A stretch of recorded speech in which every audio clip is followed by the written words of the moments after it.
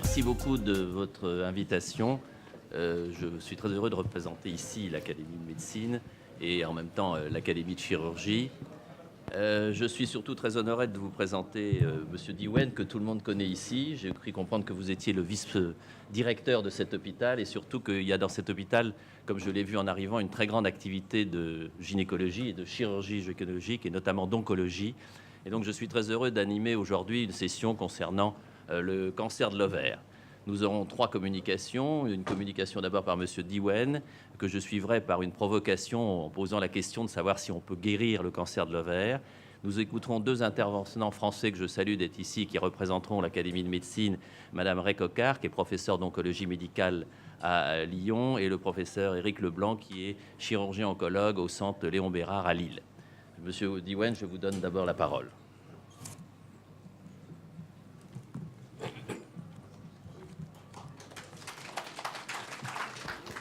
好，大家上午好。那么今天这个论坛呢，我主要跟大家讲一下卵巢癌的复发性卵巢诊治策略。那么这个主题呢就是说卵巢癌能治愈吗？这是一个非常大的一个话题，也是一个非常有意义的一个话题。那么卵巢癌现在还是我们妇科肿瘤里面比较麻烦的一个癌症，为什么呢？它的发病率在增加，它的早期诊断率非常困难。70%的患者，他诊断的时候已经是中晚期了。70%的患者他活不过5年。还有一个很大的问题就是很容易复发，卵巢的复发率达到50%到60%，甚至于70%。那么对复发性卵巢的治疗还是我们主要说一个难点。我们讲。Donc c'est pourquoi il s'agit d'un cancer difficile. Donc en 2015. Donc 80%, 90% de cancer gynécologique, c'est cancer de col de l'utérus, alors que le cancer ovaire donc, est une raison principale du décès. Et puis donc le cancer de l'ovaire demande un traitement clinique très long. Donc il s'agit souvent d'un traitement à vie. Donc il s'agit des chimiothérapies, il s'agit des opérations. C'est pourquoi il y a une façon de dire, tant qu'on est en vie, on reçoit des traitements chimiques. Mais donc quelle est la définition de ce cancer? Donc, premièrement, il s'agit d'une chirurgie optimale de cytoréduction. Deuxièmement, c'est donc 6 mois après le sevrage médicamenteux. Donc, ça, c'est les 2 conditions pour appeler un cancer récidivant de l'ovaire. Donc, en fait, pour le diagnostic, il y a donc déjà des critères assez clairs en Chine et dans le monde. Nous trouvons que... alors, quel est l'objectif du traitement? Donc, l'objectif, c'est pas guérir, parce qu'il est impossible de guérir. Donc, tout à l'heure, le professeur Villet va répondre à la question est-ce que le cancer de l'ovaire peut être guéri? Mais notre objectif, c'est surtout un traitement palliatif. C'est-à-dire, on va essayer de notre mieux apaiser le symptôme et prolonger la survie, améliorer la qualité de la vie et augmenter le taux de survie. Donc, ça, c'est notre objectif. Donc, pour cette raison, les cancérologues gynécologiques ont un défi plus important que les autres chirurgiens. Parce que pour les autres cancers, le principe de traitement est donc pareil, alors que pour nous, le traitement des cancers des femmes sont différents en fonction donc, de leur état personnel. Donc il s'agit plutôt d'un traitement personnalisé et traitement donc ciblé.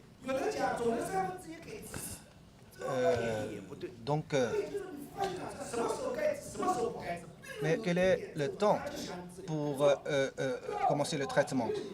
Pour cette question, il n'y a pas encore de consensus en Chine. Est-ce que le traitement commence quand il y a une augmentation de CA125, mais sans preuve d'imagerie médicale ni celle clinique? Ou bien est-ce qu'il doit commencer quand donc CA125 augmente avec preuve d'imagerie médicale, mais sans preuve clinique? Voilà. Donc si le traitement commence trop tôt, c'est la qualité de vie qui est affectée, mais si c'est trop tard, l'effet de traitement et la durée de survie seront affectés. Mais quand commence le traitement, ça c'est quelque chose de délicat. Et pour le moment, la Chine n'a pas encore de consensus sur ce point.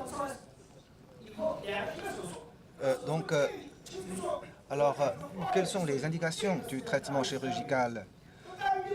La récidive a lieu à plus de 12 mois après la première chimiothérapie, mais si c'est à plus de 6 mois, et deuxièmement, quand il y a une lésion isolée, susceptible d'être éliminée complètement, et quand il n'y a pas de liquide d'acide.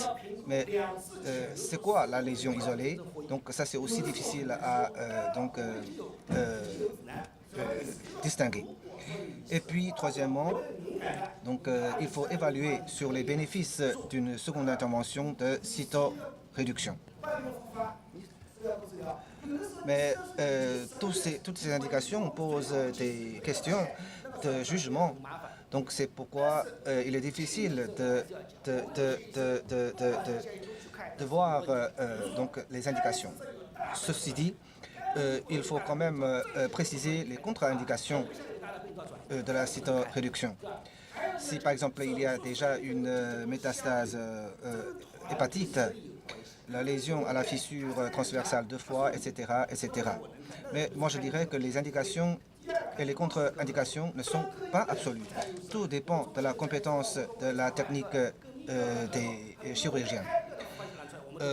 Et il faut aussi demander une collaboration multidisciplinaire parce que cela peut aider à maximiser la cytoréduction et à baisser les risques. Donc c'est ce qu'on appelle MDT, c'est-à-dire Multidisciplinary Team. Moi, j'aimerais ici partager des expériences obtenues dans les opérations chirurgicales. Premièrement, il faut faire une évaluation détaillée avant l'opération, une communication approfondie avec les parents du patient avant l'opération. Ça, c'est quelque chose de spécial en Chine. Et puis, collaboration multidisciplinaire pour maximaliser la cytoréduction et réduire les complications. Et puis, à partir de 2013, l'hôpital Renji a travaillé de manière MDT, et ce qui nous a permis de réduire les complications post-opérationnelles.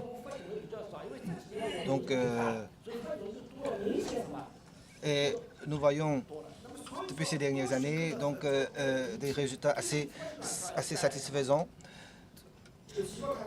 avec MDT pour le traitement des cancers ovaires.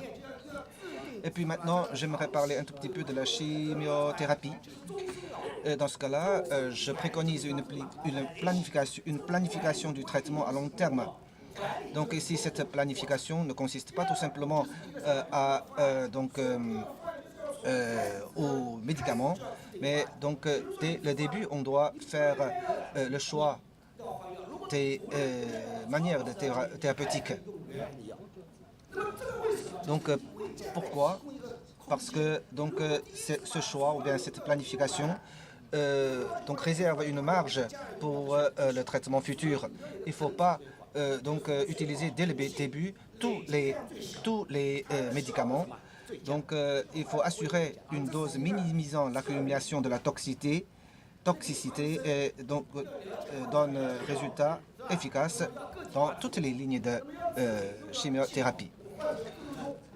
Il y a aussi ici le médecin clinique se doit de connaître le patient et les médicaments afin d'assurer que celui-là est bon pour les utiliser. Ensuite, il faut connaître bien les NCCN.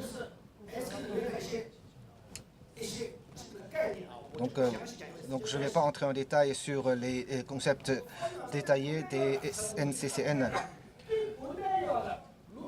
Mais ce qui est dommage, c'est que donc, les médicaments ne sont pas tellement efficaces. Donc l'hôpital Renji utilise donc irinotecan pour guérir donc les cancers de l'ovaire, et nous avons atteint donc une efficacité de 68%. Quelles sont les raisons? Moi, je suis en train de les chercher. Moi, je trouve qu'une des raisons très importantes, c'est donc la différence entre les Asiatiques et les Occidentaux, mais aussi, et donc je trouve que ce résultat tient beaucoup à notre travail collaborateur transdisciplinaire. Donc, et maintenant, j'aimerais faire donc, un bilan donc, sur donc, la guérison, dans le traitement des cancers récidivants. Donc, ce sont les différents principes pour donc, guérir, pour le traiter. Donc, on doit tenir compte donc, de l'augmentation ou non de la CA 125, aussi donc l'histoire de traitement chimique, donc, et puis aussi le résultat de l'examen de l'imagerie.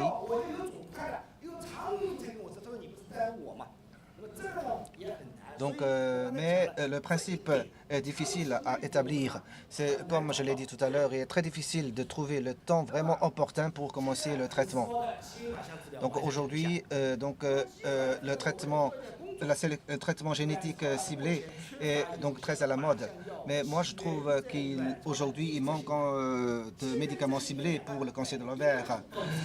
Donc, c'est à cause de l'hétérogénéité donc, de la tumeur. Premièrement, d'après notre résultat de notre recherche, nous avons constaté que la métastase se produit souvent au premier stade du cancer ovarien. Et puis la métastase s'accompagne d'un processus dynamique de mutation génétique. C'est aussi une raison importante qui explique l'hétérogénéité à l'intérieur des cancers, entre les cancers. Et puis, donc,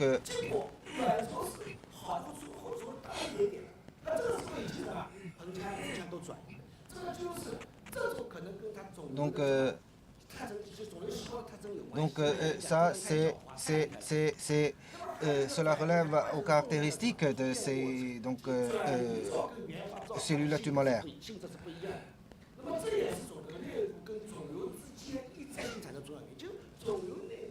À l'intérieur des tumeurs et entre les cancers, entre les tumeurs, il y a des différences, ce qui rend donc le traitement plus difficile. Et puis, donc, la mutation génétique du cancer séreux bilatéral de l'ovaire. Donc, nous croyons que, donc s'il y a les deux ovaires ont des problèmes, c'est pas donc le problème de tous les deux ovaires, mais c'est seulement donc une ovaire.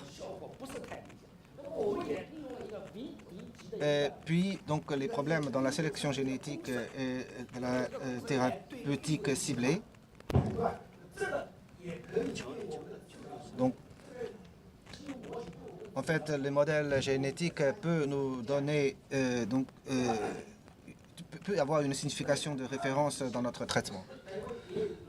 Alors, donc, inhibiteur, je ne vais pas entrer en détail parce qu'il y a une intervention spécialisée sur ce sujet. Mais des patients atteints de cancer séreux de l'ovaire et qui n'ont pas choisi le traitement par inhibiteur, seulement 15% ont connu la mutation de BRCA 1-2. Donc, il n'y a pas encore, on n'arrive pas encore à l'expliquer. Donc, mais pour le moment, il manque encore de médicaments ciblés plus efficaces. pour les cancers de l'ovaire. Donc, nous avons fait des recherches et donc l'analyse de 50 cas de cancer épithélial, l'éléacéreux et de l'ovaire montre que les patients sensibles à CDFC7 ont un pronostic moins satisfaisant. Et puis,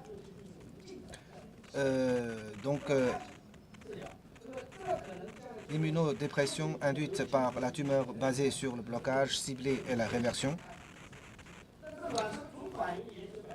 Donc, le niveau LUMAM utilisé dans le traitement, 20% de cas ont connu une rémission, 26% sans effet. Et ensuite, donc, les tests cliniques de ipilimumab dans le traitement des patients en stade 2 et sensibles à la platine sont en cours. Nous croyons que dans le futur, donc l'immunothérapie serait peut-être plus efficace que les autres thérapies.